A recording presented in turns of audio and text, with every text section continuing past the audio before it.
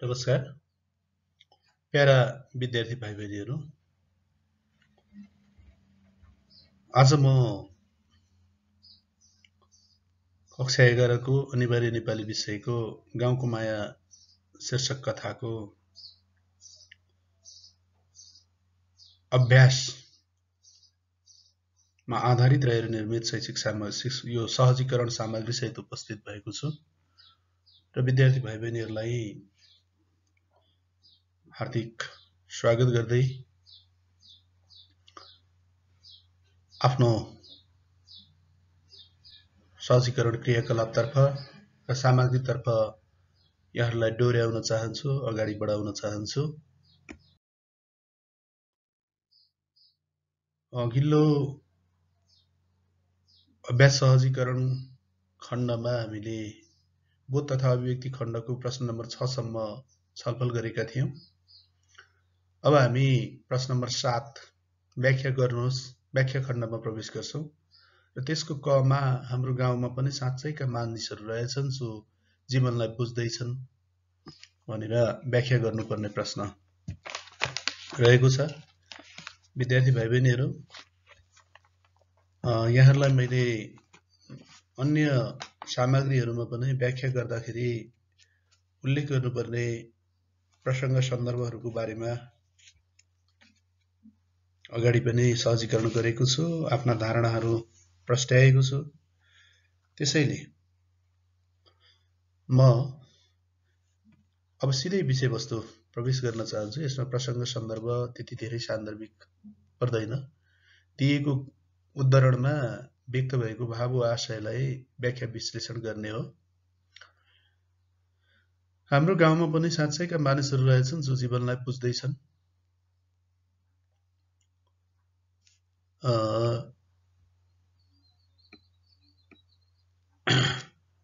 म पात्र गाउँ फर्किने क्रममा उनको मानसपटमा एक एक गर्दै आफूले गाउँमा बिताएका घटनाहरूको स्मरण भयो। स्मरणकै क्रममा उनको बालसखा परिचनले उनकै भाइ मार्फत लेखाएको चिठीमा उल्लेख गरिएको गाउँमा रबिन हुडको नाटक मञ्चन भइरहेको छ भन्ने सन्दर्भमा लेखक अर्थात् म पात्रका मनमा उब्जिएका विचारहरू मध्ये गाउँका मानिसहरूले पनि जीवनलाई बुझ्दै गरेको, आफ्नो जीवनको मूल्य र महत्त्वलाई बुझ्दै गरेको सन्दर्भ स्मरण गर्दा प्रस्तुत वाक्य प्रयोग भएको छ। व्याख्याका लागि दिएका हरफहरूमा गाउँका मानिसहरू पनि क्रमशः चेतनशील हुँदै गएको, गाउँका मानिसहरूमा पनि परिवर्तनप्रतिको आकर्षण रहेको, सामाजिक जागरण आएको, क्रमशः समाज परिवर्तन र रूपान्तरणको बाटोमा डोरिँदै गएको भाव विचार व्यक्त भएको छ।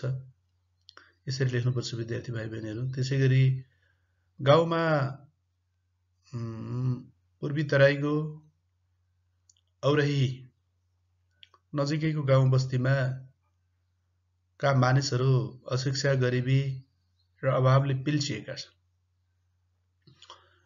उनीहरू सामन्तीहरूको कृतदास भएर बाँच्न विवश छन्। उनीहरूको श्रमको मूल्य छैन।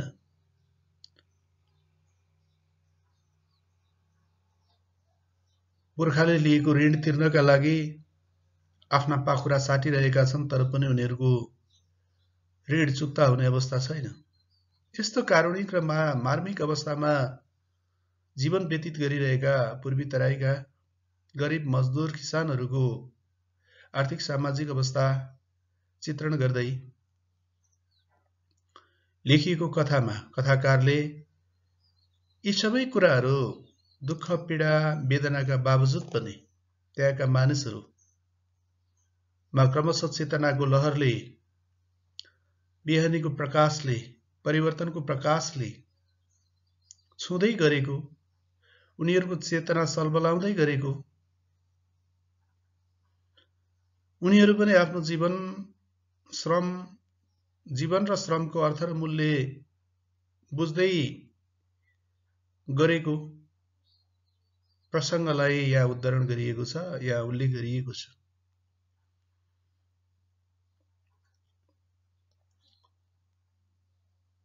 मानिसहरू, गाउँमा बसोबास गर्ने मानिसहरू,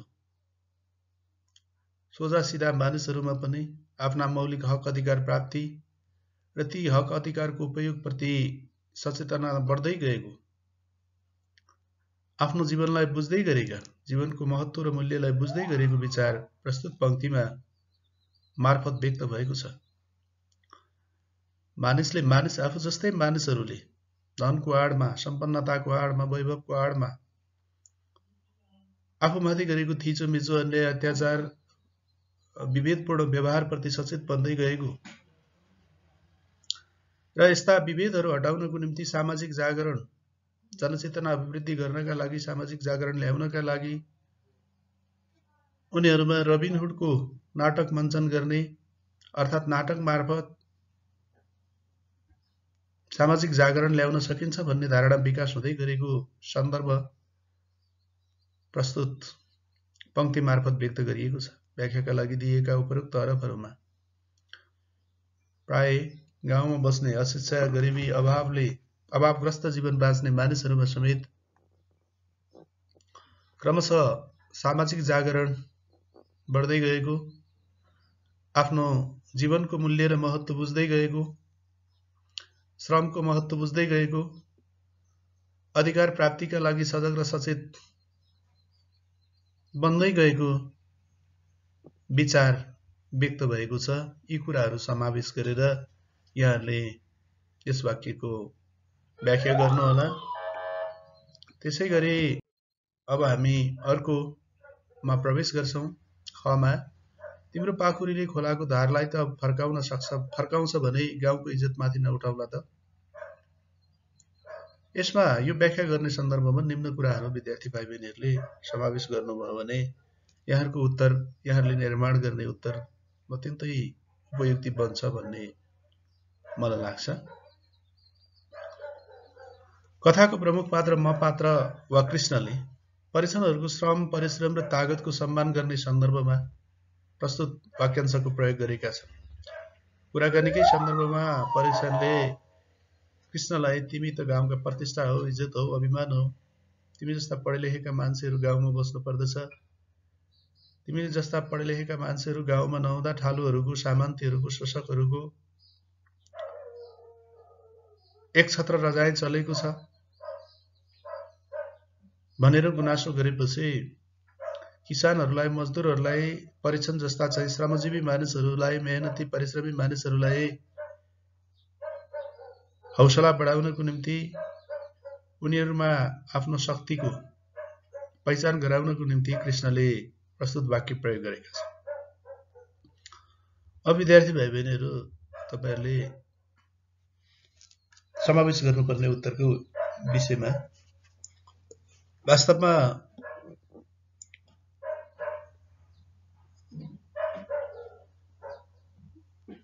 कुनै पनि गाउँको विकास, निर्माण र देशको भविष्य त्यो देशमा बसोबास गर्ने श्रमजीवी मानिसहरूको पाखुरामा, मजदुर मानिसहरूको पाखुरामा, किसानहरूको पाखुरामा, श्रमिकहरूको पाखुरामा निर्भर रहन्छ। श्रमिक मजदुरहरूको श्रमले, पसिनाले, परिश्रमले, मेहनतले गाउँ तथा धरती सिंगारिने, सजिने गर्दछ। त्यसैले किसान मजदुरहरू भनेका गाउँका अनि देशकै इज्जत र प्रतिष्ठा हो। उनीहरूको पेशाप्रति घृणा र तिरस्कार गर्नु हुँदैन। उनीहरूको तागतले, कृषक, मजदुर र श्रमजीवीहरूको तागतले नदीको धारलाई परिवर्तन गर्न सक्छ, अर्थात् जस्तासुकै असहजता र जटिल अवस्थासँग डटेर सामना गर्न सक्दछ। त्यसैले कृषकहरूले आफ्नो ताकत र शक्तिलाई पहिचान गर्नुपर्दछ, आफ्नो वर्ग दुश्मनको पहिचान गर्नुपर्दछ, आफ्नो प्रगति र उन्नतिका बाटाहरू पहिचान गर्न सक्नुपर्दछ र त्यतातर्फ प्रयोग गर्नुपर्दछ। नेपालकै सन्दर्भमा कुरा गर्ने हो भने नेपालका ग्रामीण बस्तीहरूमा आज पनि किसान र श्रमिक मजदुरहरूको श्रमको मूल्य छैन।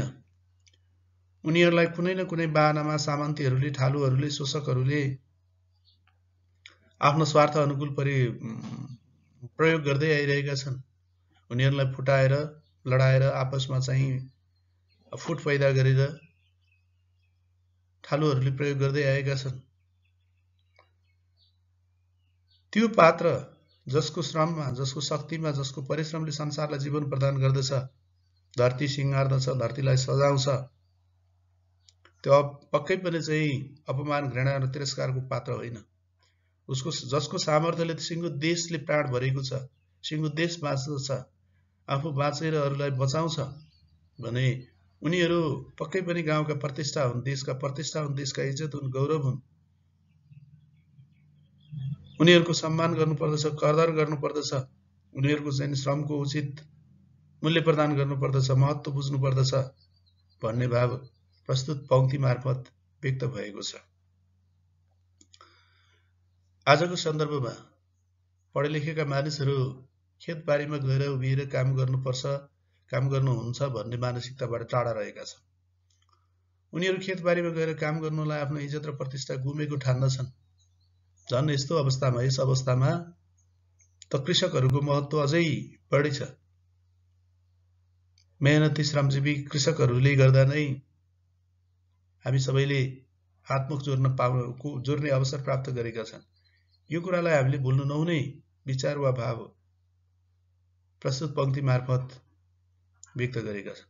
यसैले कृषकहरू, मजदुरहरू, मेहनती परिश्रमी वर्गहरू, किसानहरू संगठित भएर अगाडि बढ्ने हो भने उनीहरूको एकताले गाउँको परिवर्तन, गाउँको इज्जत प्रतिष्ठा माथि उठाउन सक्छ र सामन्ती सत्ताको अवसान हुन सक्छ।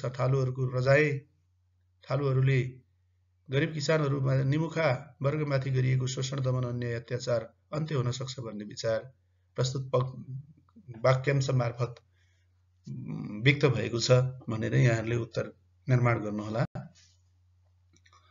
अब त्यसै गरी प्रश्न नम्बर 8 मा हामी प्रवेश गर्छौं। प्रश्न नम्बर 8 मा त्यहाँनिर समीक्षात्मक उत्तर लेख्नुहोस् भनिएको छ। गाउँको माया कथामा कस्तो समाजको चित्रण गरिएको छ, यसको उत्तर लेख्दाखेरि विद्यार्थी भाइ बहिनीहरू अलिकति कथाकार र कथाको परिचय उल्लेख गरेर उत्तरमा प्रवेश गर्नुहोला। कथाकार महेश पौडेल इस्मालीद्वारा लेखिएको सामाजिक समस्यामा आधारित उत्कृष्ट सामाजिक यथार्थवादी तथा प्रगतिवादी कथा हो गाउँको माया। कथाकार महेश पौडेल इस्मालीद्वारा लेखिएको सामाजिक समस्यामा आधारित उत्कृष्ट सामाजिक यथार्थवादी तथा प्रगतिवादी कथा हो। यस कथामा इस्मालीले नेपालको पूर्वी तराई क्षेत्रमा बसोबास गर्ने अशिक्षा, गरिबी, शोषण, दमन, उत्पीडनबाट प्रताडित किसान तथा मजदुरहरूको आर्थिक, सामाजिक, सांस्कृतिक अवस्थाको जीवन्त चित्रण गरेका छन्। यस कथामा कथाकारले ग्रामीण क्षेत्रमा व्याप्त रहेको शोषण, दमन र दास प्रथाको अवशेषको जीवित रूपमा रहेको हली प्रथा, ठालुहरूको शोषणलाई र त्यसबाट पर्ने नकारात्मक प्रभाव, त्यसले चाहिँ गाउँको विकास र सामाजिक जागरणमा, सामाजिक परिवर्तनमा ल्याएको अवरोधको चर्चा गरिएको छ।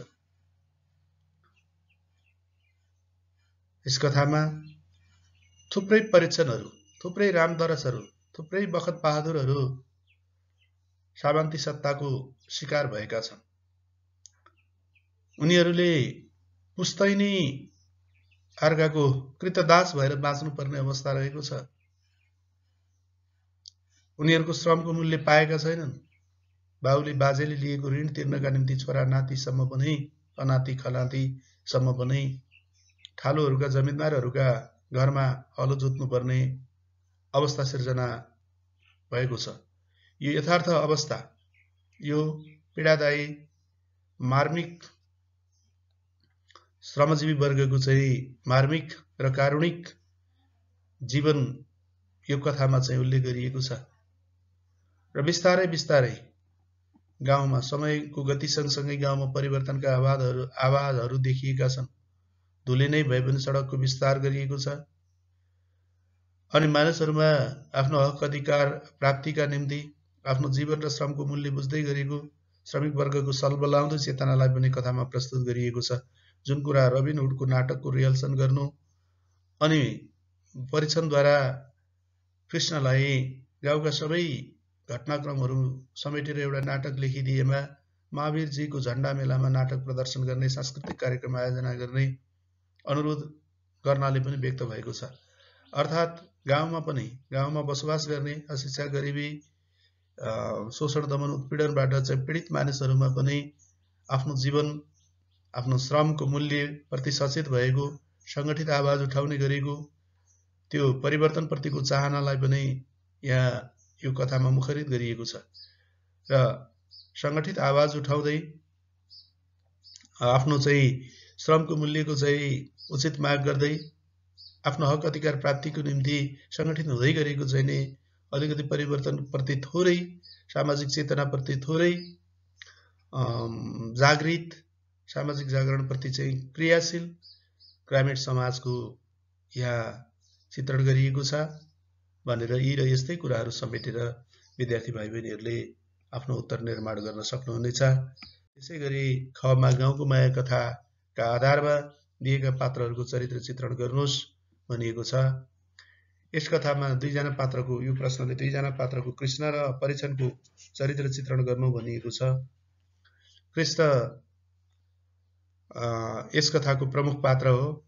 कृष्णको चरित्र चित्रण गर्दाखेरि उनले आत्मपरक शैलीमा आफ्ना अनुभूतिहरू व्यक्त गरेका छन्।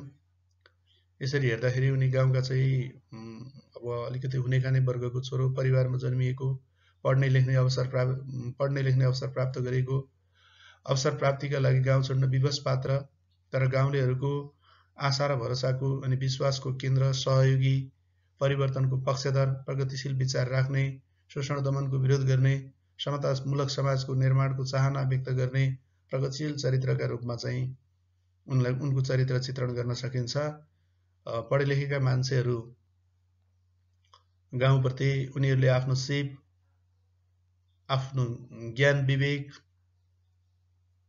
प्रयोग गरेर गाउँ र गाउँलेहरूको जीवनमा परिवर्तन ल्याउन, सुधार ल्याउन लागि पर्नुपर्छ भन्ने सुधारवादी चरित्रको रूपमा कृष्णको भूमिकाको चरित्र चित्रण गर्न सकिन्छ।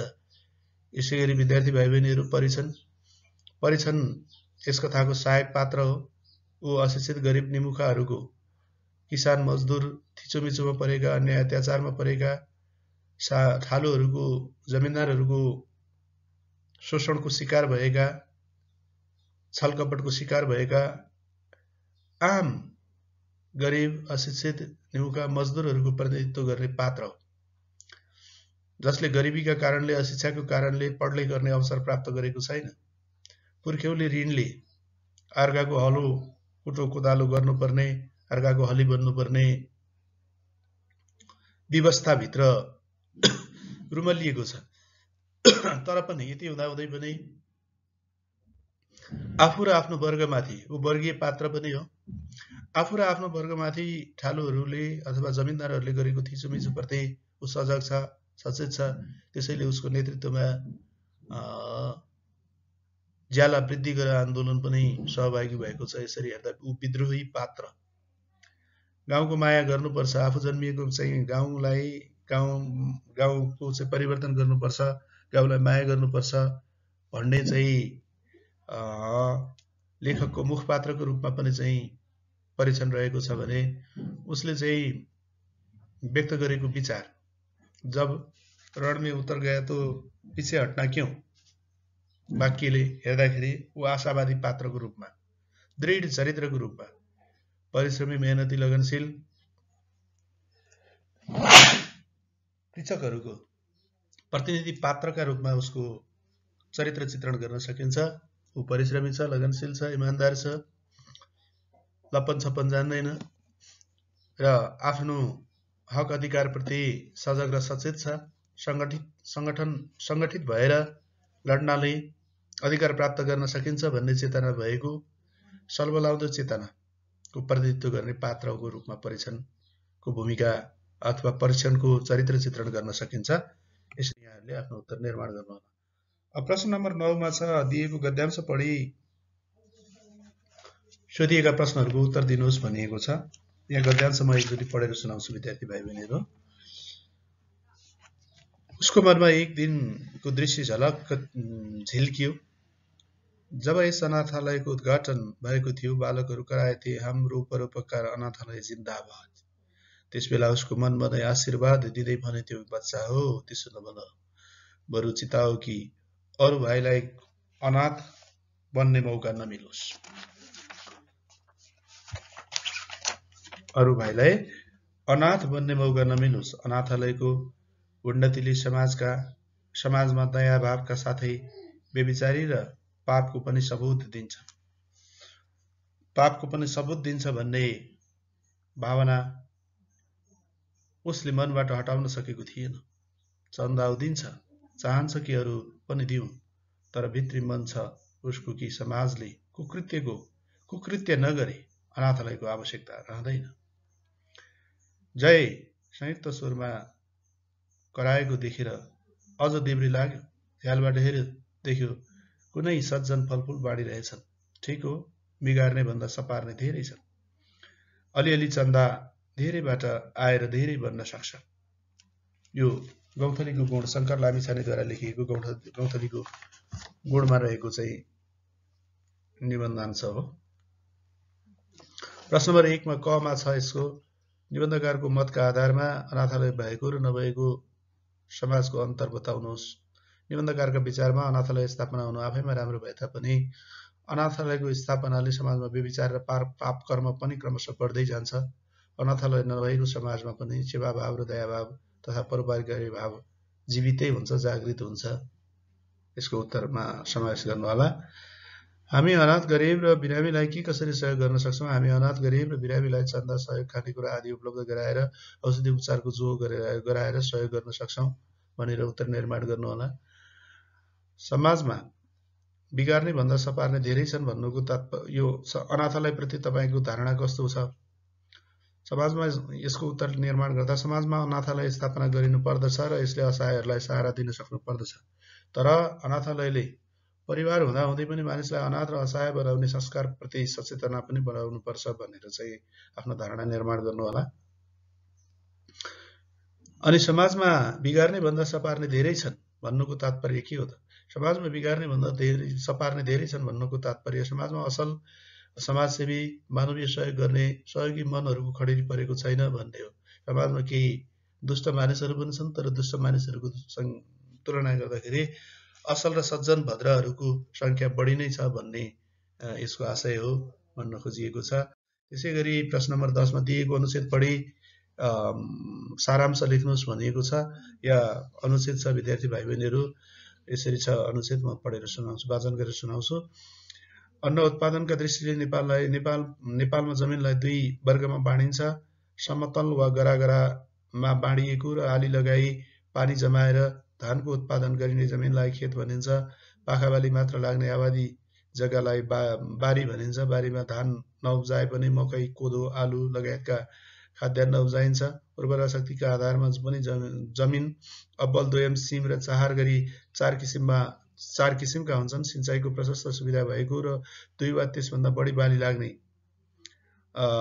गतिलो भूमिलाई अब्बल भनिन्छ। अब्बलभन्दा अलिक कमसल किसिमको, अब्बलभन्दा अलिक कम उब्जाउ हुने भूमि दोयम भनिन्छ। सिम चाहिँ दोयमभन्दा पनि कमसल हुन्छ। यस्तो कतिपय जमिनमा धान त फल्छ, तर सिम जमिन ओसिलो र धापिलो हुन्छ। यस्तो भूमि जगजगे पनि हुन्छ, गजगजे पनि हुन्छ। सिँचाइ सुविधा नहुने र आकाशे पानीको भर पर्नुपर्ने सुक्खा माटो भएको जग्गा चाहार हो। सिँचाइ उपलब्ध भए पनि यस्तो जमिन रुखो हुँदा अनाज फल्दैन र फलिहाले पनि अत्यन्तै कम मात्र फल्छ। यो जमिनको वर्गीकरण सम्बन्धी अनुच्छेद छ, यसको सारांश लेख्नु भनिएको छ। यसको सारांशमा या यस्तो अभ्यास गरिएको छ विद्यार्थी भाइ बहिनीहरू। अन्न उत्पादनका दृष्टिले जमिनलाई खेत र बारी गरी दुई भागमा बाँडिएको छ। समतल र पानी जम्ने गरी गरागरा बनाइएको जमिन खेत हो र यसमा धानको राम्रो उत्पादन हुन्छ भने सिँचाइको पर्याप्त नभएको आबादी जग्गालाई बारी भनिन्छ, जसमा मकै, गहुँ, कोदो, आलु आदिको उत्पादन हुन्छ। उर्वरा शक्तिका आधारमा जमिनलाई अब्बल, दोयम, सिम र चाहार गरी वर्गीकरण गरिएको छ। बारी लगाउन उपयुक्त र पर्याप्त सिँचाइ भएको अब्बल, अब्बलभन्दा अलिकति कमसल उत्पादन हुने जग्गा दोयम, ओसिलो र धापिलो गजगजी जग्गा जमिन सिम र वर्षाको पानीमा भर पर्नुपर्ने सुक्खा माटो भएको जग्गा चाहार हो। यसरी चाहिँ मैले यसलाई सारांशको रूपमा चाहिँ उतारेको छु विद्यार्थी भाइ बहिनीहरू। अब त्यसै गरी सुनाइ र बोलाइको अभ्यास छ विद्यार्थी भाइ बहिनीहरू। त्यहाँ चाहिँ सुनाइको एउटा पाठ छ, सुनाइसँग सम्बन्धित लघुकथा रहेको छ। त्यो लघुकथा पढेर उत्तर दिनुपर्ने छ। त्यसका निम्ति चाहिँ विद्यार्थी भाइ बहिनीहरू तयार रहनुहोस्। यहाँ यस्तो छ, मायाको चिनो यसको शीर्षक छ। एकजना सिकर्मीले कुनै कारखानामा धेरै वर्ष काम गरेपछि अवकाश लिने विचार गरे र ठेकेदार कहाँ गएर भने, ठेकेदारजी, मैले यस कारखानामा 20 वर्षको उमेरदेखि लगातार 40 वर्ष काम गरेँ। अब चाहिँ मैले अर्को हप्तादेखि अवकाश लिने निर्णय गरेको छु। आफ्नो कारखानाको सबैभन्दा सिपालु सिकर्मीको कुरा सुनेपछि ठेकेदारले भने, ठिक छ त, तर मैले एउटा घर ठेक्का लिएको छु। त्यो 3 महिनाभित्र 3 महिनामा सकिन्छ होला, त्यो सिद्ध्याउनुहोस् अनि अवकाश लिनुहोस् हुन्न र? सिकर्मीले केही दिन सोचेर हुन्छ भनिदिए। उनी त्यस कारखानामा अरू 3 महिना काम गर्न गए। उनलाई काम छोड्ने निर्णयपछि काममा कुनै जाँगर चलेन। 3 महिनामा जसोतसो त्यो घर सिद्ध्याए र भोलिदेखि अवकाश लिने भए।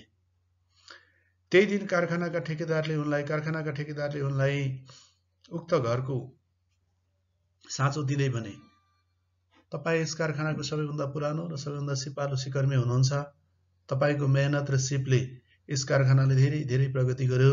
म तपाईँले यस कारखानामा पुर्याउनु भएको योगदानको कदर गर्दै अन्तिम पटक तपाईँले तयार गर्नुभएको यो घर तपाईँलाई नै कारखानाको तर्फबाट मायाको चिनो अर्पण गर्दछु, स्वीकार्नुहोस्। ठेकेदारको कुरा सुनेर सिकर्मीले मनमा नै भने, ओहो, यो कुरा मलाई 3 महिना अघि नै थाहा भएको भए। यो लघुकथा छ। अब यसमा चाहिँ अभ्यास छ। सुनाइ पाठ 2 सुन्नुहोस् र सुनेका शब्द छुटेका शब्दहरू राखी खाली ठाउँ भर्नुहोस् भनेको छ।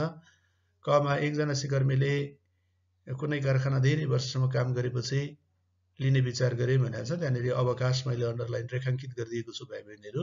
मैले यस कारखानामा 20 वर्षको उमेरदेखि लगातार 40 वर्ष काम गरेँ। मैले एउटा घर ठेक्कामा लिएको छु। त्यो 3 महिनामा सकिन्छ होला। तपाईँ यस कारखानाको सबैभन्दा पुरानो र सबैभन्दा सिपालु सिकर्मी हुनुहुन्छ। म तपाईँले यस कारखानामा पुर्याउनु भएको योगदानको कदर गर्दै अन्तिम पटक तपाईँले तयार गर्नुभएको यो घर तपाईँलाई नै कारखानाको तर्फबाट मायाको चिनो अर्पण गर्दछु। यहाँ रेखाङ्कन गरिएका शब्दहरू छुटेका शब्द हुन्। सुनाइ पाठ 2 का आधारमा उत्तर दिनुहोस् भनेको छ। सिकर्मीले कति वर्षको उमेरमा अवकाश लिने निर्णय गरे? सिकर्मीले आफ्नो 60 वर्षको उमेरमा काम गरेको 40 वर्षको समयपछि अवकाश लिने निर्णय गरे भनेर चाहिँ यसको उत्तर निर्माण गर्नु होला। सिकर्मीका अन्तिम 3 महिना किन जाँगर नचलेको होला? सिकर्मीले काम छोड्ने निर्णय गरिसकेपछि पनि काम गर्नु परेकोमा तथा आफ्नो इच्छा बिना काम गर्नु परेकाले अन्तिम 3 महिनामा उसलाई जाँगर नचलेको हो। उसले चाहिँ ठेकेदारको आग्रहलाई मात्रै त्याग्न नसकेर यो काम गरेको हुनाले उसको मन शरीरले मात्रै काम गरेको, मनदेखि जाँगर मरेर काम गरेको हुनाले जाँगर नचलेको हो भनेर चाहिँ यसको उत्तर निर्माण गर्नुपर्छ। यस लघुकथाले दिने सन्देश के हो त? अब यस लघुकथाले चाहिँ के सन्देश दिन्छ त? यस लघुकथाले कुनै पनि काम गर्दा लगनशीलता र इमान्दारितापूर्वक गर्नुपर्छ, मन दिएर ध्यान दिएर गर्नुपर्छ भन्ने सन्देश दिन्छ। कुनै पनि कामलाई, जिम्मा लिइसकेको कामलाई चाहिँ इमान्दारितापूर्वक लगनशीलतापूर्वक ध्यान दिएर गर्नुपर्ने सन्देश दिन्छ। प्रश्न नम्बर 3 हेर्नुहोस् विद्यार्थी भाइ बहिनीहरू। यसमा चाहिँ सृजनात्मक उत्तरको खोजी गरिएको छ। तपाईहरूको चाहिँ अभिव्यक्ति क्षमताको पनि परीक्षण हुने खालको राखिएको छ। बोध तथा अभिव्यक्ति खण्ड अन्तर यो सुनाइ बोलाइ भए तापनि गाउँका समस्याबारे पत्रपत्रिका, रेडियो वा टेलिभिजनबाट प्रसारित समाचार पढेर वा सुनेर समस्या समाधानका कारण र समाधानका उपाय कक्षामा प्रस्तुत गर्नुहोस् भनिएको छ। विद्यार्थी भाइ बहिनीहरू, यो प्रश्नले तपाईहरुको गाउँमा रहेको चाहिँ समस्या, त्यो समस्याका कारण र त्यसका समाधानका उपायहरू लेख्नुहोस् भनेको छ। एउटा प्रतिनिधि अलग अलग समाजमा अलग अलग किसिमका सामाजिक समस्याहरू रहेका हुन्छन्। यसमध्ये हाम्रो अधिकांश समाजमा छुवाछुत प्रथा रहेको छ। मैले त्यो सामाजिक समस्याको रूपमा छुवाछुत रहेको छ। यसका कारणहरू अशिक्षा, जनचेतनाको अभाव, अन्धविश्वास, गरिबी, कानुन प्रभावकारी रूपमा कार्यान्वयन हुन नसक्नु जस्ता कारणहरू छन्। र समाधानका उपायहरूमा निशुल्क तथा अनिवार्य शैक्षिक अवसर प्रदान गर्ने, जनचेतनामूलक कार्यक्रमहरू निर्माण गरेर कार्यान्वयन गर्ने, सिपमूलक तथा व्यावसायिक शिक्षा प्रदान गरी रोजगारीका अवसरहरू वृद्धि गर्ने, गरिबी निवारणका कार्यक्रम सञ्चालन गर्ने, कानुनको प्रभावकारी कार्यान्वयन गराउने, छुवाछुतमा संलग्न हुने गर्न प्रेरित गर्ने वा गर्न उक्साउनेलाई सामाजिक बहिष्करण गर्ने, सामाजिक सहिष्णुता, सहकार्य, मेलमिलाप सम्बन्धी कार्यक्रमहरू सञ्चालन गर्ने जस्ता चाहिँ मुद्दाहरू समेटेर यहाँहरूले यो 3 नम्बरको उत्तर लेख्न सक्नुहुनेछ। यसरी चाहिँ यो सामाजिक समस्या सम्बन्धी अन्य सामाजिक समस्या र त्यसका कारण तथा समाधानका उपायहरू पनि यसको उत्तर हुन सक्छ विद्यार्थी भाइ बहिनीहरू। अतः विद्यार्थी भाइ बहिनीहरू, यो सामग्री यहाँहरूलाई राम्रो लागेमा, उपयोगी लागेमा अन्य विद्यार्थीहरू समक्ष पनि पुगोस् भनेर लाइक, शेयर र सब्स्क्राइब गरिदिनु हुन अनुरोध पनि गर्न चाहन्छु। र जहाँ रहनुहुन्छ आजको दिन स्वस्थ मस्त र व्यस्त रहनुहोस्। आजको दिन शुभ रहोस्, जय होस् भन्दै बिदा हुन चाहन्छु। धन्यवाद, नमस्कार।